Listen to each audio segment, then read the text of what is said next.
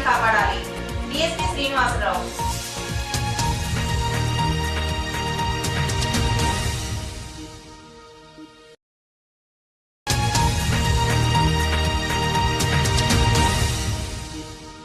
భూ బదలాయింపు చట్టాలను అడ్డం పెట్టుకుని వైసీపీ గద్దలు రాష్ట్రంలో పెద్ద ఎత్తున భూములు ఆక్రమించాలని రెవెన్యూ శాఖ మంత్రి అనగాని సత్యప్రసాద్ అసెంబ్లీలో చర్చించారు. గత ప్రభుత్వం పేదల భూములను లాక్కునేందుకు పెద్ద ఎత్తున భూదందాలు నిర్వహించాలని రాష్ట్ర రెవెన్యూ శాఖ మంత్రి అనగాని సత్యప్రసాద్ విమర్శించారు. బుధవారం నిర్వహించిన శాసనసభ సమావేశాల్లో ఆయన మాట్లాడుతూ గతంలో ఉన్న భూ బదలాయింపు చట్టాలకు సవరణలు చేసి కొత్త చట్టాలను తీసుకువచ్చి పేదల భూములను లాక్కునే వీలుగా వైసీపీ ప్రభుత్వం అవకాశం కల్పించిందన్నారు. 20 సంవత్సరాల తర్వాత పేదల భూములను ఇదేశితంగా అమ్ముకోవచ్చని చట్టాన్ని చూపించి ప్రభుత్వ భూములను అసైన్డ్ ల్యాండ్లను ఫ్రీ హోల్డ్లో పెట్టి భూ బదలాయింపులకు పెద్ద ఎత్తున పాల్పడ్డారని చెప్పారు. ఇప్పటి వరకు రాష్ట్ర వ్యాప్తంగా 7 విజ్ఞప్తులు అందజేయాలని దాదాపు 50% భూములను చట్ట వ్యతిరేకంగా వైసీపీ గద్దలు రిజిస్ట్రేషన్ చేయించుకున్నారని తెలిపారు. సమగ్ర విచారణ చేపట్టి వీటన్నిటినీ పేదలకు అందించేందుకు కృషి చేస్తామని ఆయన వివరించారు. గత ప్రభుత్వ అధ్యక్ష ఎప్పుడు కూడా బడుగు బలహీన వర్గాలకి మేము అది చేసాం చెప్పుకోవడం తప్ప వాళ్ళకి అన్యాయం జరిగే విధంగా ఏదైతే వారి యొక్క భూములను బదలాయింపు నిషేధం ఉన్నటువంటి చట్టం 1977ని సవరించి కొత్త చట్టం అధ్యక్ష 35/2023 ద్వారా కొన్ని సవరణలు చేసింది అధ్యక్ష.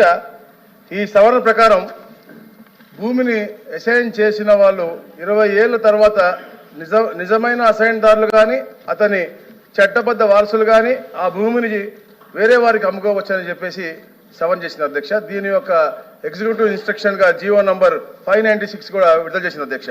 అయితే అధ్యక్ష సరిగ్గా ఎన్నికలకి 6 నెలల ముందు ఈ చట్టాన్ని తీసుకొచ్చారు అధ్యక్ష. గత ప్రభుత్వం తీసుకొచ్చి అధ్యక్ష ఏదైతే ముందుగానే తెలుసుకుని ఈ చట్టం వస్తుందని చెప్పేసి వాళ్ళ యొక్క నాయకులు వారి యొక్క ముఖ్య అనుయాయులందరూ కూడా పేద ప్రజల దగ్గరికి వెళ్ళి అది అన్యాయం అయ్యే విధంగా వాళ్ళని బెదిరించో బామాలో బతిమాలో ఏదో రకంగా వాళ్ళ భూమిని రాయించుకున్న సంఘటనలు చాలా జరిగినాయి అధ్యక్ష.